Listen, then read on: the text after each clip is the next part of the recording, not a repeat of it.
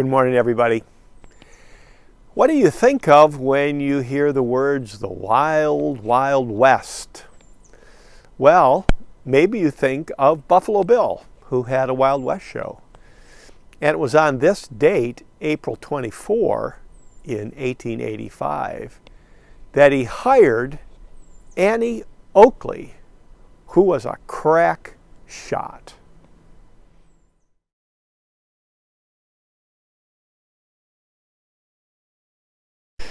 Annie Oakley was born in 1860 in Willowdale, Ohio, as Phoebe Mosey, so she changed her name later. And her dad and mom were Quakers, ironic since Quakers take an oath of nonviolence, and she gets her reputation as handling a gun. Her family life was unsettled. As a little girl, she was actually in a nearby infirmary. Not that she was infirm, but she needed a place to sleep and to eat.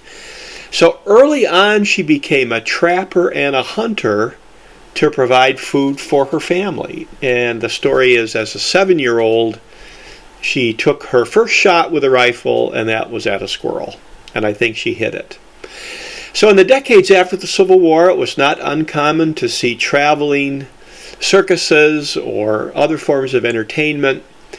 And the story is, in western Ohio one day, there was one of these traveling groups with this guy, Frank Butler, who was a marksman, and he asked if anybody in the audience would compete with him, and she did, and she won, and they got married.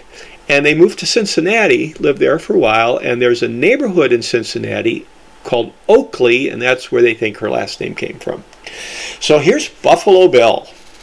Buffalo Bill realized that people in the urban East would pay to see what the Wild West looked like, at least his version of the Wild West. So he cooked up the Wild West show, and it was quite a production. They reenacted battles and things with buffalo. And it was on this date, April 24, in 1885, that he hired Annie Oakley to do gun tricks, I guess you'd call it. And in the Wild West shows were Native Americans, including Sitting Bull, who was behind the battle at the Little Bighorn. He had gone up to Canada, then he was pardoned. He joined the Wild West show for a bit. And his nickname for Annie Oakley was Little Sure Shot, and they were good friends. In 1889, the Wild West show went out to Paris to be part of the exposition. 1889 was the 100th anniversary of the French Revolution. It's where the Eiffel Tower made its debut. And she was quite a hit, and saw Queen Victoria supposedly shot ashes out of a cigar the Kaiser was smoking. And she was arguably the first national female star in the United States. When the Spanish-American War began, she offered to supply 50 female sharpshooters to the Army, and President McKinley said no, but Teddy Roosevelt supposedly named the Rough Riders after an act in the Wild West show in which Annie Oakley participated. Now here's a kinetoscope from Thomas Edison. He and Buffalo Bill were friends, and this is an early still from a movie taken by Edison of her shooting in the early 1900s. She was in a train accident in the early 1900s, so she got involved in film. And here's a still from a film in which she's, going after the bad guys. So she kept shooting. Here she is when she's 62. She was in a competition and shot 100 clay pigeons out of 100. She died a few years later in Greenville, Ohio, and here's her grave on the left, Frank Butler on the right.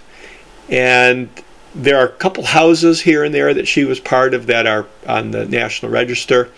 And also in Greenville, Ohio, is the Garst Museum, which has a dedicated room to Annie Oakley. So you may want to check that out when you're in Ohio sometime.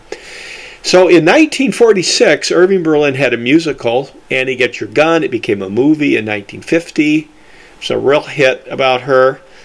And there have been other movies and things, including this one with Jamie Lee Curtis from 1985 called Tall Tales and Legends, a reminder of the hold Annie Oakley had on the American people.